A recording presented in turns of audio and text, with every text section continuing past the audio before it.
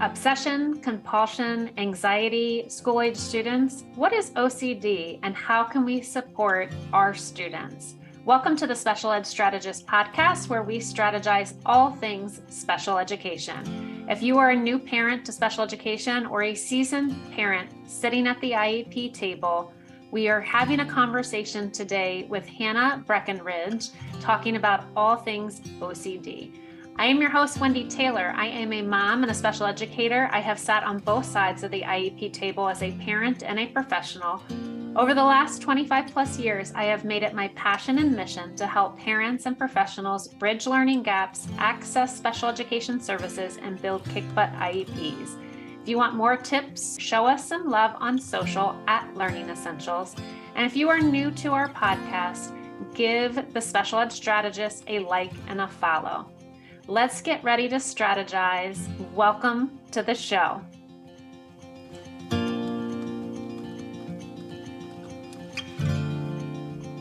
Hello, Hannah. Thank you for joining us today. And I am really interested in our conversation about OCD. So welcome and thanks for joining me.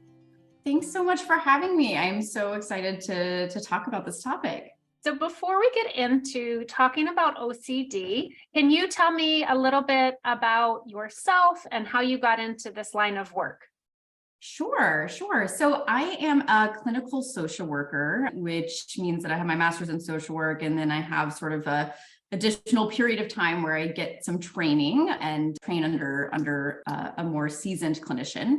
And I work independently. I have a private practice in Maryland, right outside the DC area. And I specialize in working with folks that struggle with OCD and struggle with anxiety. And then I have a little bit of a sort of sub niche in working with autistic and neurodivergent individuals that also struggle with OCD and anxiety.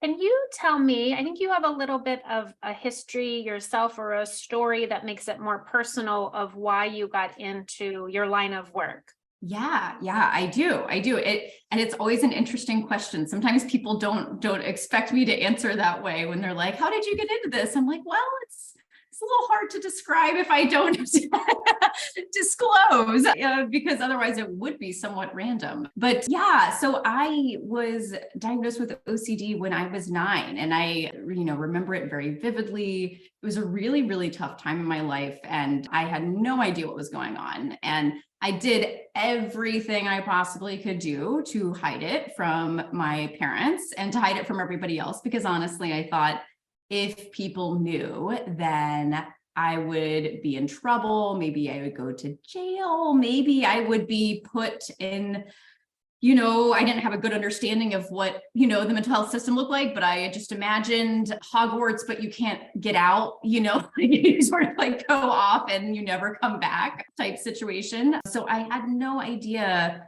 what was going on. I mean, I think in elementary school, especially, they tell you to, don't smoke, don't do drugs and all these things. They don't tell you what to do if you have like intrusive thoughts. So that was really quite jarring for me at that age. And I still identify as somebody who has OCD. I think there's a part of my mind that I call it just my sort of like creative part of my mind that will occasionally throw really interesting thoughts my way. And I don't know that there's a way to turn that off, but I've gotten much, much better at learning how to recognize it and learning how to respond when that does happen.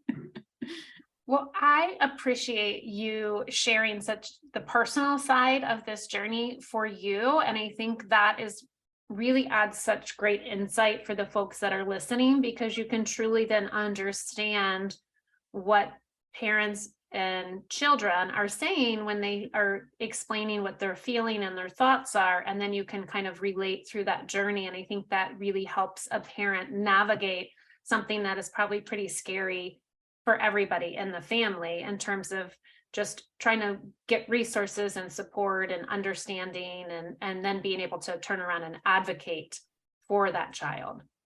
Yeah, sure. I hope that it does that. And I know that I think one of the things that was really important for me in my journey was to be able to see that there was hope, that people had been in my place before and they had gotten help and they had come out on the other end and they were doing well, right? They were living their life, and it wasn't this, they weren't in the non-escapable Hogwarts up on some, remote island or something.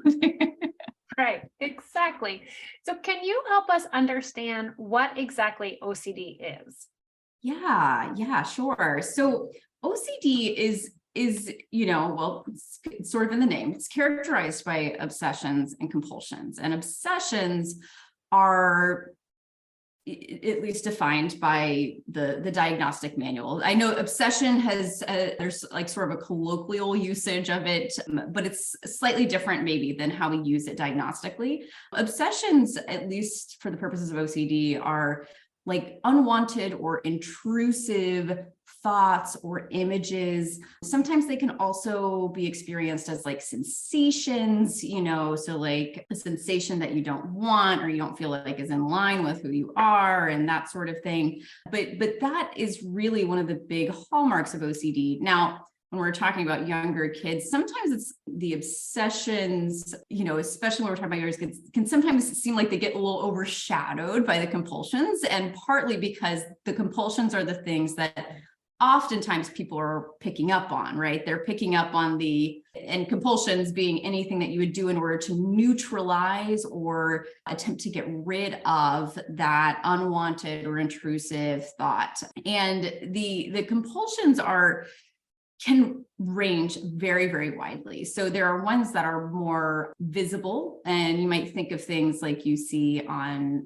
some of the more popular renditions of OCD in the media, like hand washing or touching or tapping or doing things repeatedly, turning light switches on and off, making sure that something is lined up just so. But they can also be more invisible or are more difficult to observe. And that can be because there are also mental compulsions going on. So sometimes, you may have somebody who, to the outward eye, right? It doesn't look like there's anything going on, but they may be spending all of their time and energy in this sort of, mental World War III back and forth with themselves, right? Because there's maybe an obsession, and then they're like, well, no, that can't be true. And here's reason one, here's reason two, here's reason three, and sort of going back and forth. I call it ping-ponging sometimes. And then there are also ones that are like, for example, saying a prayer to yourself, right? Trying to mentally push away the thought. I think there was one that I found myself doing one time, and it was, I don't know if you remember, probably 10, 15 years ago, there was this game called like Fruit Ninja, where there would be this like fruit lobbed up, right? And you would like ninja it with your finger on the iPad. Uh-huh. And I realized one day, I'm like, why am I like moving my toes back and forth like all the time? That's weird. Why am I doing that? And I realized what happened actually was that anytime I would get a bad thought, I would imagine myself fruit ninjaing, like the thought, right? Like I got to like essentially decapitate all these bad thoughts, right? Like go away, go away, go away. And that was, it was a small compulsion that didn't really impact my life, right? That's why I just realized it. But those, they can start to impact your life, and they can grow, and they can become pretty substantial. So all that to say, we would look for obsessions, we would look for compulsions, and we would also look for, the obsessions and the compulsions to impact the person such that they are, struggling to, function, in their daily life, looking at some of those major components that make up, especially, if we're looking at a kid, might be looking at school, might be looking at friendships, might be looking at, their home life, their relationships with loved ones, that sort of things. So that is sort of OCD in a nutshell, but that encompasses such a wide, broad range of presentations as well. So, I referred to some of the more well-known types of OCD, like contamination, maybe just right OCD. I think a lot of times people have sort of heard of those, or they have sort of a basic understanding of what that looks like. And those certainly are very, very common presentations of OCD. But there are also ones that people are not as familiar with, things like sort of scrupulosity or sort of religious-based OCD. There are forms of sexual obsessions, right? So you might think about like any sort of sexually unwanted or intrusive thought, right? And that can depend on the person, what that is for them, right? But they can be incredibly distressing. And, there are just all sorts of presentations. It's really not limited to any type. Really, all we are looking for is, does it meet those criteria of having the obsessions and the compulsions, and it's impacting the person's daily life. So for the criteria, I imagine that's through the DSM-5, is that right? Correct. Is there a certain time frame that an individual would have to present with those obsessions or compulsions? Right. I believe, let's see here. It's been a while since most of the people I work with, it's like pretty cut and dry. Right. It's been going on a while. I believe that it is I think it might be 4 weeks or something like that. But again, usually by the time people get to me, it's been going on for a pretty substantial amount of time. Yeah. I would imagine you're probably not the first person somebody is like, not you personally, but they probably go to their pediatrician or something of that nature first to kind of, I'm thinking more of that school age or younger category of seeking that. So how does OCD manifest? Well, we talked about kind of how it manifests itself, but how does it start? And like, how would a parent kind of start to pick up on, this is something a little bit more that we need to get support for? Yeah, that's a really good question. I think one of the early things that you might notice is you might notice avoidance, right? So in the context of OCD, and this is avoidance is something that's transdiagnostic, meaning that it could kind of overlap between OCD and other forms of anxiety, or you could see it pop up with trauma or something like that. But avoidance can be a really can also sort of be categorized in theory as a compulsion or a safety behavior, we might call it. And that might be something that you notice, right? Like maybe the kid is like not wanting to go to school, or maybe they're, suddenly not wanting to hang out with this friend. Maybe they suddenly are, not wanting to do this activity that they enjoy doing. The other thing to look out for would be things that are repetitive. And again, that's something else that's transdiagnostic, right? You might see that in other, if we're talking about other conditions, but that is, also sort of can be a hallmark of a compulsion, or that's sort of like stuck, the stuckness of yes. OCD. Yeah. So parents, one of the really common ways that parents get pulled in is sort of these like repetitive questions, right? Or, asking for reassurance over and over again. Is this okay? Well, I had this thought, is that okay? Or that sort of thing. But, I think in my case, there probably were certain themes or flavors that I asked questions about when I was young, but there were other ones that I was so incredibly like ashamed of or afraid of that I didn't ask questions. And really the only way that my parents found out was that I was avoiding things that I otherwise wouldn't have avoided. So I think it can be sort of a difficult thing to see up front, but I think if you notice those things, maybe following up with questions and opening up the conversation so that, the kid feels comfortable disclosing what's going on. Yeah. So does there have to be a certain event that kind of triggers OCD condition to develop, or at kind of is there a certain age, or is it really doesn't have an application that way?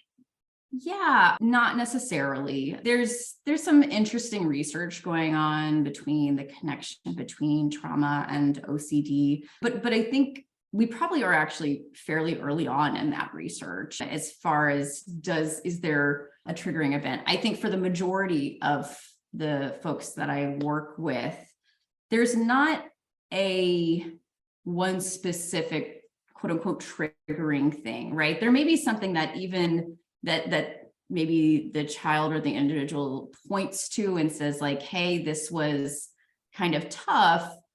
But oftentimes that event, it's not something that's like so far outside the realm, right, of like what you would expect in that any child would, confront at some point in their life, right? Like it might be that, I don't know, a friend gets a cold, right, or something like that. And it's triggering in that it brings it up, but really what is different is how that child is handling it and how they are responding to that triggering event.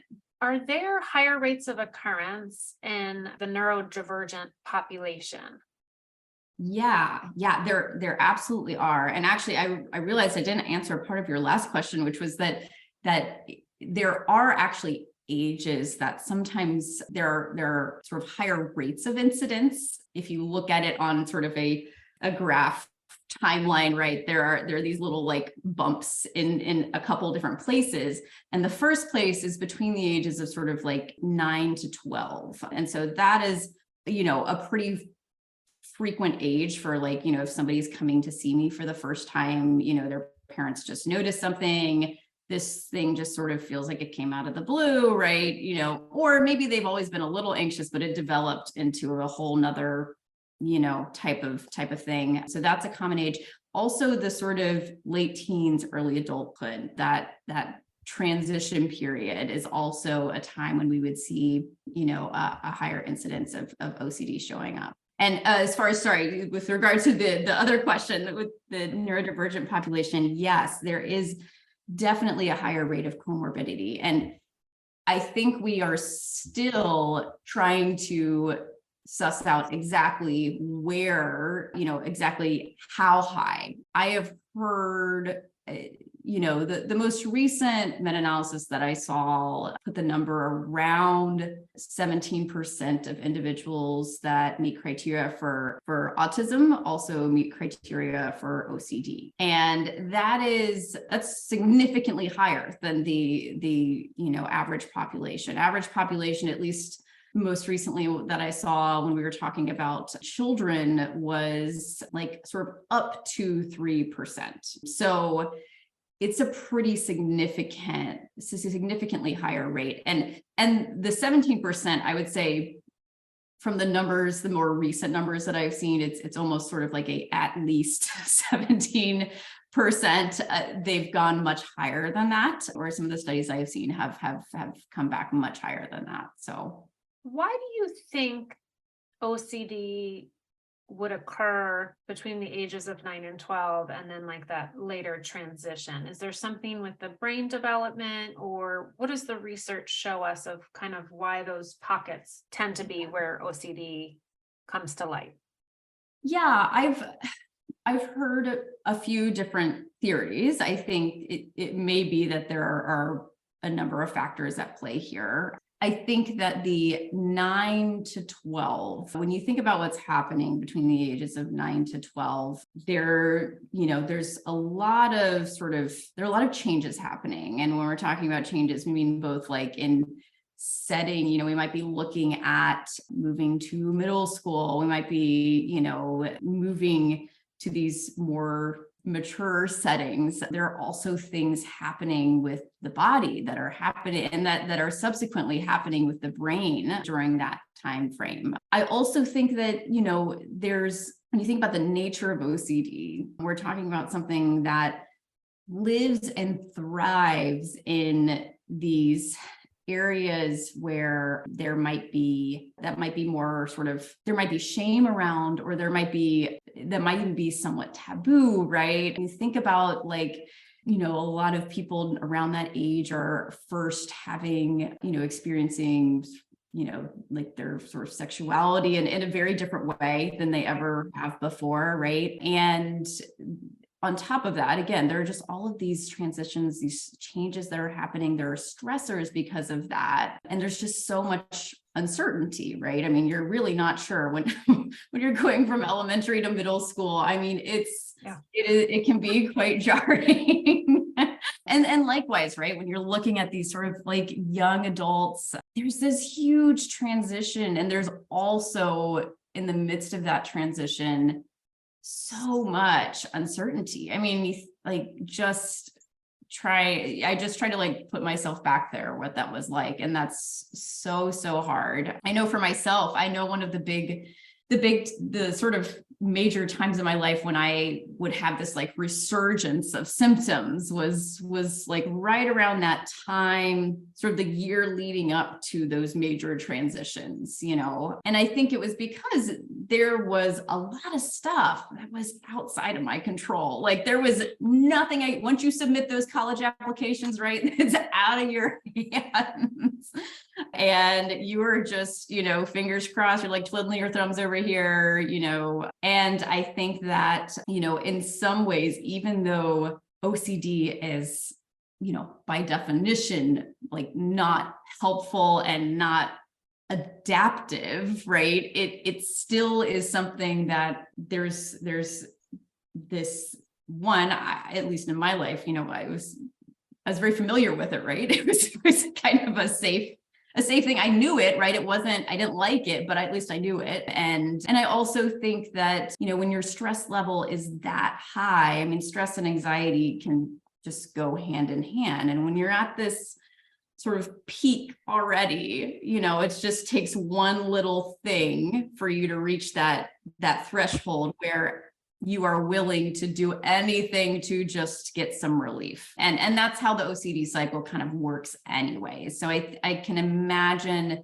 and these are just some of the theories as to why it happens then, but also just sort of, anecdotally, I think that tends to have those things tend to coincide during those times of life. Yeah, I'm a mom of 3 boys, and I have a 6th grader, and then I have a senior, and we have an 8th grader as well. But I'm just, as you were just talking about like college applications and middle school, I'm thinking, for me personally, it's like, it's a lot. And then for them living with, them in our house, that I think, wow, it's a lot. That's a lot of stress that goes with that. And then I could see where that impact can really almost be debilitating, I would think, right? Yeah, absolutely. And I think that's the other thing too, is that it may be that some of these things have been going on for a while, right? I mean, now that I look back and, now that I'm an adult, my mom will like share with me like, oh yeah, when you were 5, blah, blah, blah, blah, blah, blah, right? But it didn't reach that threshold of impacting my daily life. And I think that part of that is that, when you're younger, I think like I didn't have as much on my mind, like I didn't have as much homework, and like it just, even those things that don't seem particularly related, I had enough like of a buffer in between, me and the time that I had, and like OCD and and I think that starts to diminish sometimes as we get older, we go through middle school, high school, college. Like there's not that time for you to, I don't know, have some goofy bedtime routine, right? Or whatever. You're like, no, I gotta get up at 6 a.m. and then I've got sports all night, and then I've got to be able to do the homework. And, like, it's just, yeah.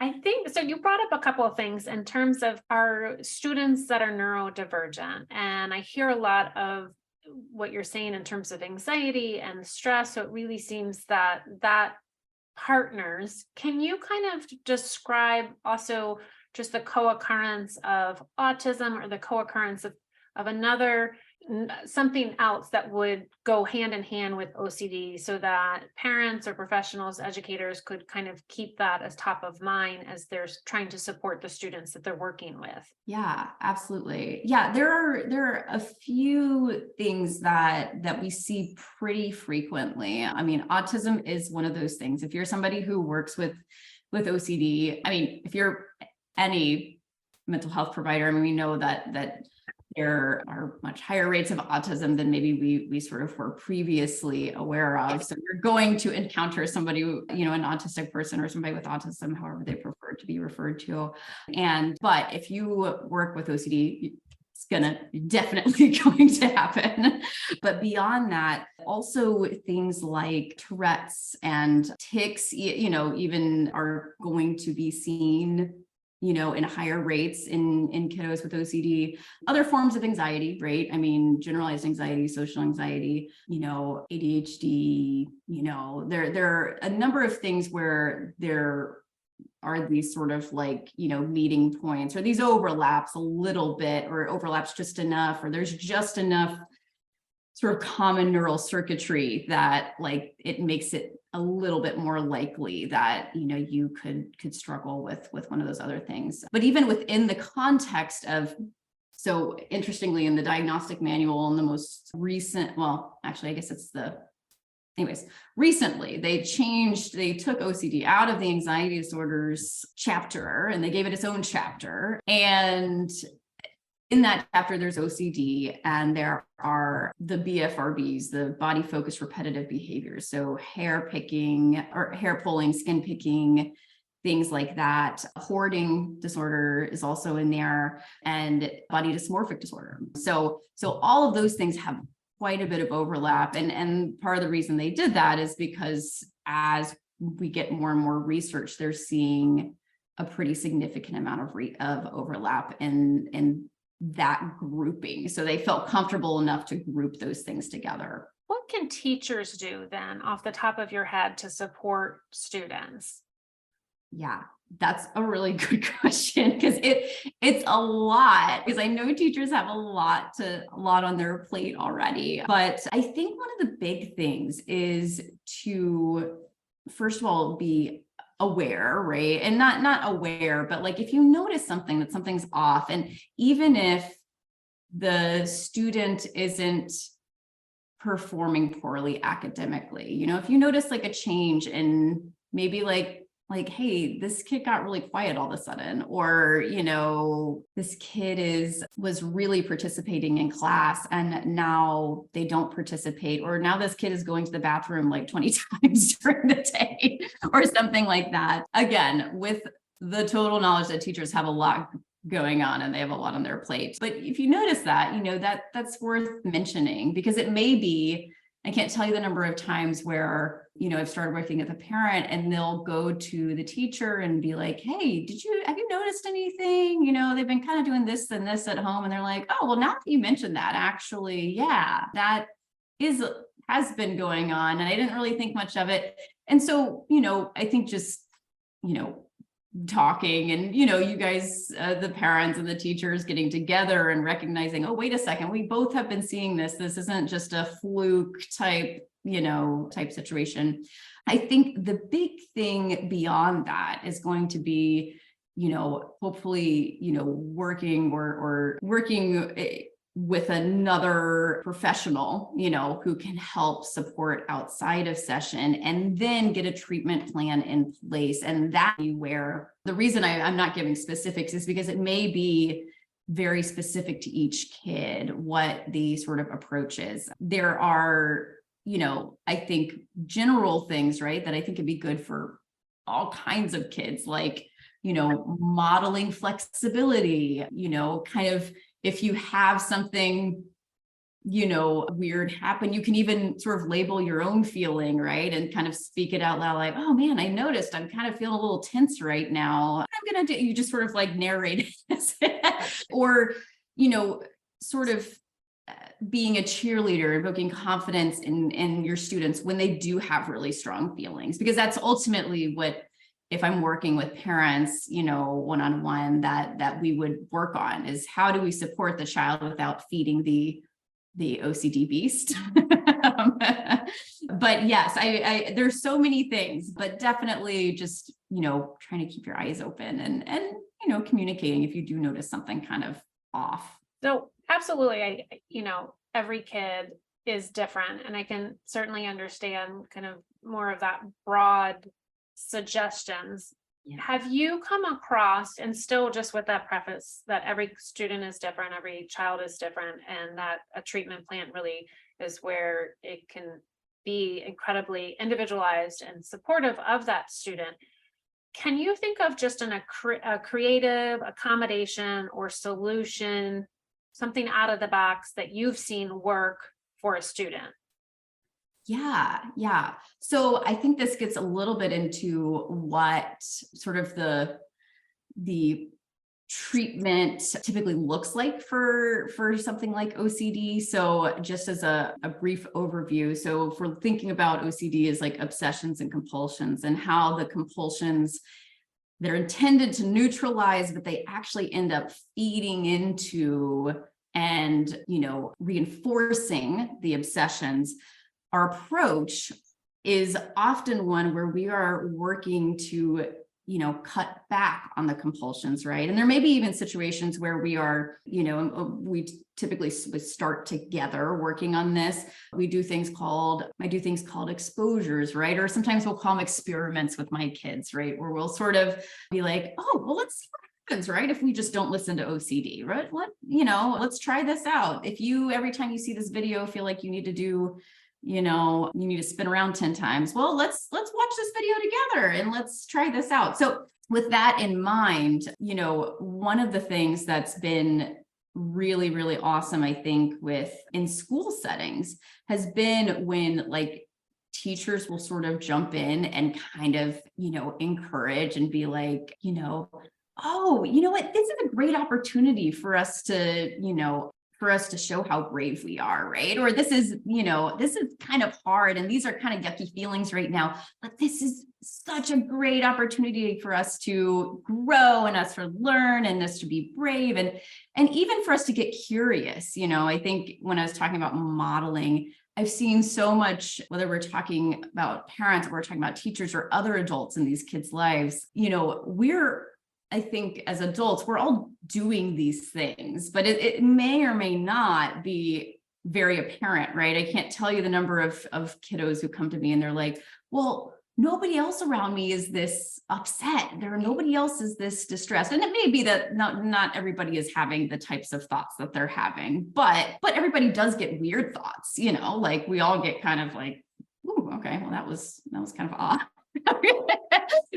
So I think, modeling and narrating it as if like, you can be like, well, that was kind of a weird feeling, or that was kind of a weird thought, but I wonder if we can get curious about that, And so you even think about in the context of like a teacher working individually with a kid on a homework assignment or something, some sort of classwork thing, oh, the kid says, oh, this is too hard. Oh, well, that's an interesting thought. Well, let's see what happens. I mean, and kind of moving towards that thing that maybe you would typically try to, the kid might try to avoid or try to push out of their mind or whatever it is. Doing that, even if it's not directly related to the theme of OCD, I think really, hits home with the message that we're trying to send. Yeah. So you mentioned, a therapy type. Can you break down the 3 types of therapy for OCD and anxiety?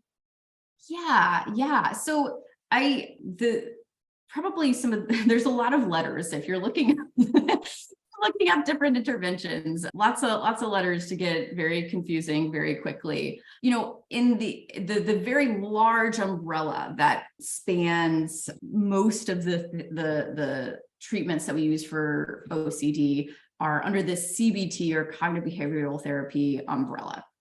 Now there is sort of a kind of traditional form of CBT, and sometimes that is, I would say more often than not, right? That's going to be what people are referring to when they're saying CBT. But under that umbrella, we have things like ERP or exposure and response prevention, which is kind of, I think, kind of the first thing that OCD therapists like pull out of their pocket, right, is exposure and response prevention. And that's doing exactly what I was describing earlier, right? We do the thing where we purposefully maybe move towards the scary thing. And then we do the response prevention, meaning we don't do the compulsions. We work on that and we practice it. And we practice it in different contexts and with different things. And, we practice being curious and being interested instead of just avoiding or running away, which actually is where there's such a nice overlap with the third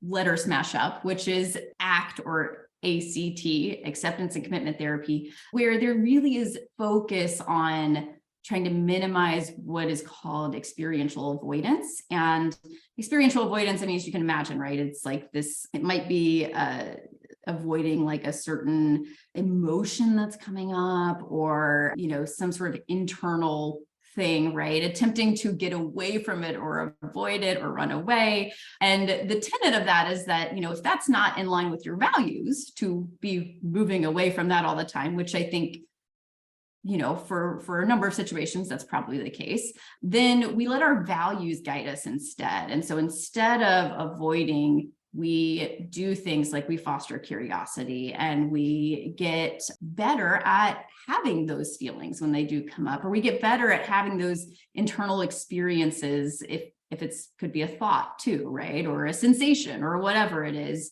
but continuing to let things that are important to us guide us instead of it just being this perpetual running away from internal things.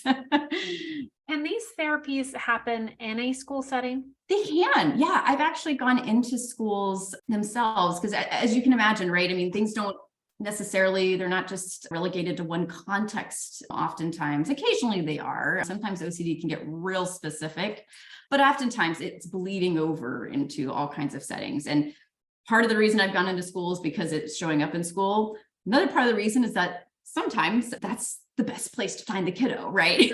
I can track them down there. And the other nice thing about when I do go into schools is that I get to see all of these other people who are on this kid's team, like I get to, sometimes, it's not even on purpose, right? I'm like in the office and, the kid comes in and they're like, oh, let me introduce you to so-and-so. But it's actually really great because OCD, because it is, sort of by definition, impacting major areas of life, there's a good chance it's going to be impacting school. It's going to be impacting grades, even if the flavor or the theme has nothing to do with, academics, it very well could be. Because if you imagine like World War III is going on in your mind, you tuning into this math lesson is probably not high up on the list.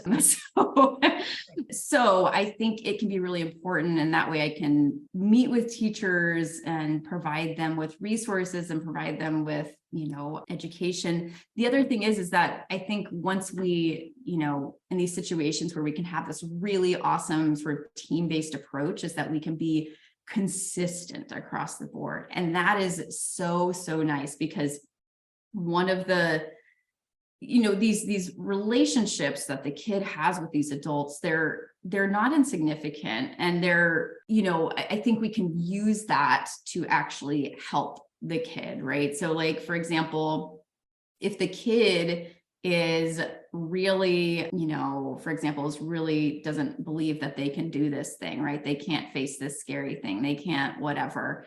The adults in their lives having sort of a common refrain that they're using. It actually is, it's somewhat comforting, right? That like, we believe in you. We know you got this, right? And we kind of do that because what happens is that if there's this unequal thing, right? Maybe there's one person in the kid's life who is, just, and again, I say this as a parent who has totally done this, right?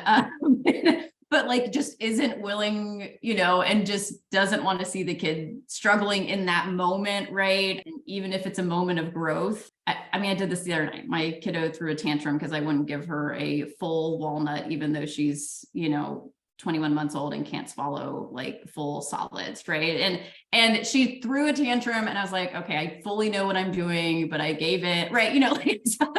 I get it. And nobody's gonna be perfect, but it can be helpful to have these sort of go-to responses so that you guys all know you're on the same page, so that there's not one of these things where maybe there's a, one individual that the kid's like, oh, well, it's fine. I know I can go to so-and-so and get exactly all the reassurance I need, and that's not to say that the kid's trying to be manipulative, right? I mean, that's OCD talking, that's anxiety talking, but it will get creative, right? If given the opportunity. That's one of the things that can be really useful about doing it, and whether the therapy is taking place inside the school or it's just sort of a general team approach, with an outpatient person and the, sort of school team, it can be so helpful to have everybody on board. I am a huge proponent of collaboration. I feel like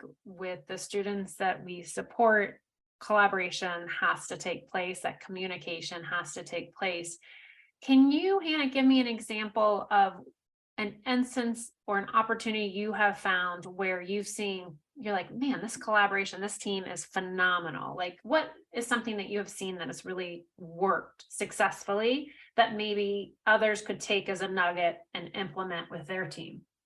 Yeah. Oh, I love that question. I'm trying to think of one specific example. I think that the best relationships that I've had with school team members have been the ones that are, and I love the word collaboration right there, because it's a two-way street. Everybody who's there is working in the kid's best interest, but everybody who's there also has a specific skill set and a specific, thing to bring to the table.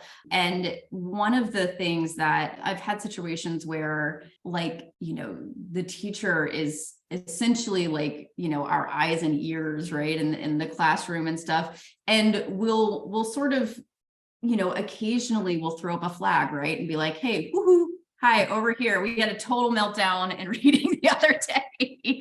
And what can we do here? And we'll problem solve it. But, I think that the best situations have been because the teacher, right? I mean, the teacher is going to be the expert on educating the kid, right? And it's going to know, like, here's what they need to know, right? And these are some of the best ways to get this across.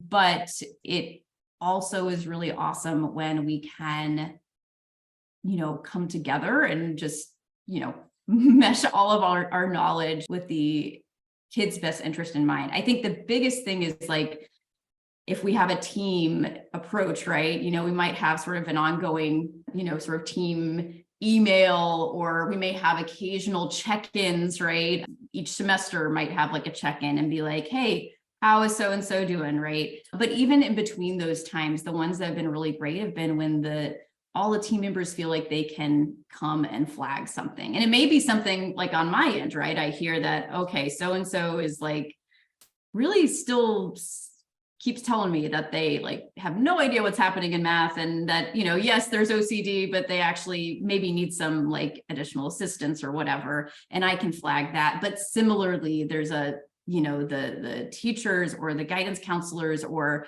whoever are these go-to people can send a quick email and be like, hey, just a heads up, right? Like, this is going on. And sometimes that means we set up a separate time to talk about it. Sometimes it means it's just something that's worth me knowing about, so that when the kiddo comes into my office, like, not that kids are always, trying to skirt talking about difficult things, but sometimes they do. We all do. So I think those have been some of the most helpful things. But yeah, like I said, the big things are team-based approach, having a consistent response to this, so that we know how we respond when, for example, if we're in the OCD anxiety world, accommodations actually isn't always a positive word, right? It really isn't always a good thing. And because, right, if we're talking about the OCD cycle, it can feed into things. And so there might be situations where we have to adjust, and we have to say, okay, that accommodations, that's adaptive and that's helpful. And we want that kid to be able to do that themselves someday. And like, that's great. There might be other ones where we're like, this is a great accommodation, and for this specific time, right? We don't want this to, the kid has other bigger fish to fry, right? And we don't need this negatively impacting, the rest of their school year or something. But we are going to gradually work to cut back those accommodations, right? And so, yeah, the kiddo might, for now, get a little bit extra time on tests, but once we get to the point where we're willing to do ready to do exposures, we may purposefully go in, to a test, and it may be something that may be a situation where, I would be present there, right? Or something like that with a test, and we're going to, we're going to cut it off, right? We're going to see what happens. We're going to have that feeling, and it's going to be hard, but we're going to do it, and we're going to work through it so that we can get better at having that feeling. So it can be, like I said, it's somewhat individualized, but I think that, communication, team-based approach tends to be the best way to go. But I love how you brought up a lot of points here in terms of pointing out that OCD and anxiety has a cycle, right? So if you think about, just from my special education lens and supporting students that have learning needs and differences, you have accommodations and goals through that IEP cycle or a 504.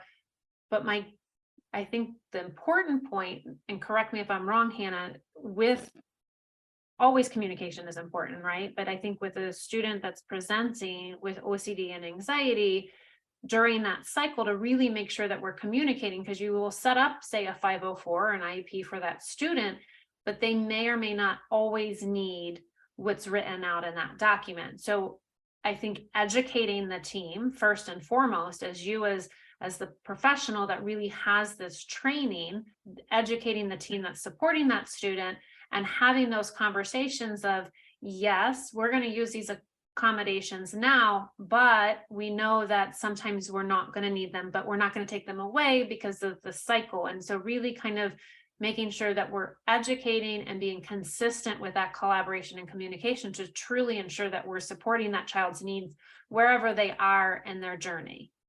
Right. Absolutely. Yeah. And I think that's the big thing, is that the accommodations and what they look like at one point in the treatment process may look, or at least the implementation of it, right, may look drastically different from when we first start, and we're just trying to mitigate, kind of put the fire out and make sure that there's not these major long-term, effects, and that the kid is, to the best of their abilities, able to just, kind of keep up enough, right? But as things go on and we get better and we, keep, progressing, my hope is that at least with the stuff that's directly related to OCD, that we would be able to kind of challenge, right, and continue to challenge and maybe slightly alter, the goals, right, and say, okay, well,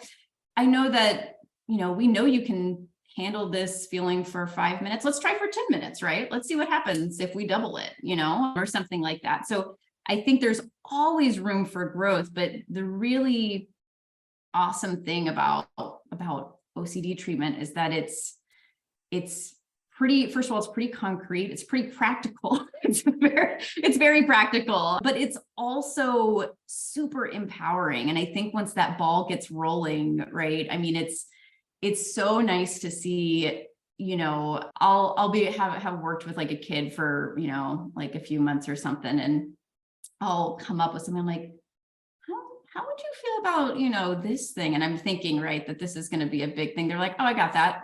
Yeah, did that yesterday, right? you're like, oh, okay. And so it's so empowering, and it really is so nice to see that confidence return. And it's not confidence in that, like, oh, they're 100% sure that they're never ever going to, if we're talking about contamination OCD, like that they're never ever going to get sick again, right? Like that's not necessarily the goal. The confidence is in themselves, and their ability to have that feeling, to maybe feel a little uncertain at times and a little like, but to continue to let their values guide them, and what they're, when they're at school, right? Hopefully the values, they want to, be sort of a good student. Yeah. So kind of as we wind down, I feel like we just scratched the surface of this conversation. I feel like there's just so much more that we could go into depth about. Can you share some resources that parents or professionals could tap into to kind of either educate themselves or to make their life easier if they're supporting a student with OCD or anxiety or a combination thereof? Yeah. There are some really great resources, and they're actually sort of being constantly added to. I think the big resource that comes to mind, and this is the resource that often you can kind of link to other resources with, is the International OCD Foundation, or the IOCDF, as you'll hear it called. They provide a lot of sort of public education. They also have regional affiliates. So they'll have, like, there's OCD Mid-Atlantic, where they might have more local events and might sort of keep people apprised of more local things going on. The International OCD Foundation also a few years ago launched something called Anxiety in the Classroom, which is a great resource for parents, for teachers, for school personnel. Kind of gives some of that really solid psychoeducation on what this could look like, what accommodations might look like, what treatment might look like, and what you might expect, if you have a kiddo that's going through that. So those are two really, really solid ones. There are so many books that I could tell you about, right? Or so many other good things, but those are really good places to start. What did I not know enough about to ask that I should have asked? I feel like you asked a lot of really good questions, but I think probably if I was to think about one of the big barriers to kiddos getting help, I think it would be that there is navigating finding the right person, the right therapist, can be difficult. It doesn't seem particularly straightforward, partly because there are so many of those letters we talked about that are out floating around and it's confusing, but also because, when we talk about CBT is such a big umbrella, right? There's so many different ways to apply CBT, and some of them are, super helpful, for OCD, and some of them actually, like we've recently found out, like maybe aren't so helpful, right? Like, kind of get us a little bit more in the weeds with OCD. So there are like slight alterations, and unless you're working with somebody who, is working with, I don't know, maybe like 50% or more of their caseload, right, being OCD, and they have specialized training in this, they may not know that there are those slight alterations. And so I would say, finding somebody who specializes in this, who really feels like they know what they're, knows their stuff, right, is really important. And one of the best places to find that is through IOCDF. They have a resource directory. You can go online. I don't know that it's necessarily quote unquote foolproof, right? But anybody who's special, that's a broad statement, but most people who specialize in OCD are going to be members of IOCDF. They're going to have their place listed, their practice listed on there. And so that's a good place to start. The other resource for parents, and this is a really cool program for parents to look into, is SPACE, which is actually, it's a SPACE training. There are more and more providers that are being trained in this, and it's actually a parent-based approach. So works really well, especially if you have a busy kiddo that doesn't have a lot of after school time, because I got spoiler alert, a lot of therapists are also not available after school.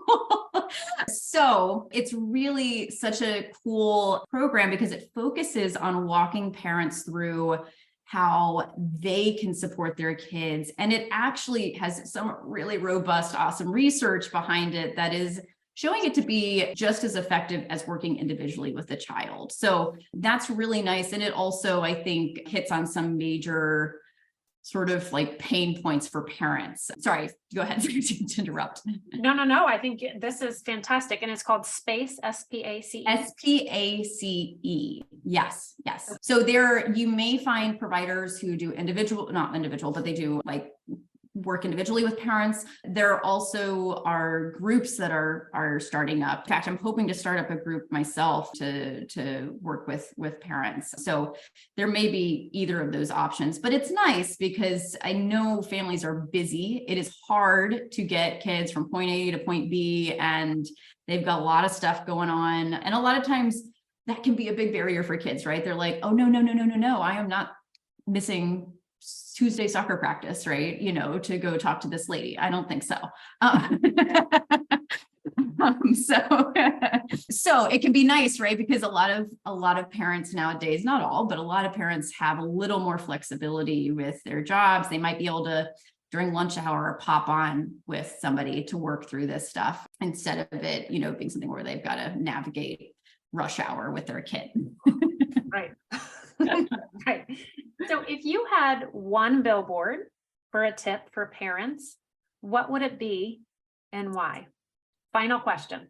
Oh, okay. Wow. Billboard question. I feel like the thing that's coming to mind, it is, I guess, helpful for the parents that I work for, but I think also I really love, if I ever were to get a tattoo, I don't have one, but if I were to get a tattoo, I think it would be sort of the like, this too shall pass, type quote. I've heard a couple of different words, but I think, and the reason I say that is because, what we want to, I think, instill in our kids is that hard feelings and hard situations and hard thoughts come up, but yeah, typically, right? I mean, at some point I tell people, I'm like, you can't actually be anxious forever. You will pass out at some point, if that's reassuring to you. But it, it will at some point. I think keeping in mind that whatever situation you're in, that it's temporary is so incredibly helpful. And even if the situation itself will continue, the way you're feeling about it is likely temporary. I mean, feelings come and go, thoughts come and go. And so I think that's so important because I think it also helps with that feeling, that hopeless feeling that people get. Yeah. Oh my goodness. How can people find you? So how do you prefer to be contacted? How can they find you? Yeah. So the best way to find me right now is through my website. So my website is ocd-dc.com. And I think I sent that to you. So hopefully we can put that in the notes, but there's like an online contact form. You can also reach out. We have a phone number and that sort of thing. If you're more of a phone person, typically the web responses get a little bit of a faster response just because it's faster to, follow up on those. I don't have to, set aside a certain amount of time in case the conversation goes on, but they can fill that out. And with anybody coming in, before we meet for our first official session, I do sort of a 20-minute phone consultation with them. So typically that is kind of the process. People will reach out if they want to move forward. We'll set up or feel like it would be a good fit. Then we'll set up a 20-minute phone consultation and we can talk about what's been going on and how I might be able to help. And if I'm not the right source, where to find the right resource. And then additionally, I just got, on Facebook, right? I mean, it's pretty bare bones right now, folks, but I sure would appreciate the follow. And we'll put all of that in the show notes. Well, Hannah, I am very grateful for this discussion and your willingness to share your story and your experience and providing information and guidance to folks that are either supporting students that have OCD and anxiety or have a child in their home with OCD and anxiety. So I'm very grateful for your time today. Yeah. Thank you so much. It was really a pleasure. And yeah, I really enjoyed it. You bet. All right. Bye for now. Bye-bye. Thank you again for listening to this personal discussion and insight that Hannah gave to us today as she helped shine light on OCD and how to support our students. My 3 special ed strategy takeaways from Hannah and this podcast included Higher rates of incidence of OCD occur around 9 to 12, late teens, early adults, and tend to spike during moments of intense stress. Communication, education, and collaboration are key to supporting our students that are experiencing OCD and anxiety. And modeling the behavior and talking through a narrative of what is happening and getting curious help our students, our children, move towards positive outcomes. Thank you again for strategizing with us and spending your precious time listening. If you love what you hear, give us a like and a follow at Learning Essentials and the Special Ed Strategist podcast. Looking for free tips? Head over to learningessentialsedu.com and you can download free tips to prepare for an IEP meeting plus bonus questions to ask. I am your host, Wendy Taylor. If you need more special education support, visit Learning Essentials, where we provide an individualized and systematic approach to supporting students with various learning needs and differences through academic coaching and educational therapy. Brain Camp is our executive function support model. If you are a parent looking for IEP support, we've got you covered through IEP coaching.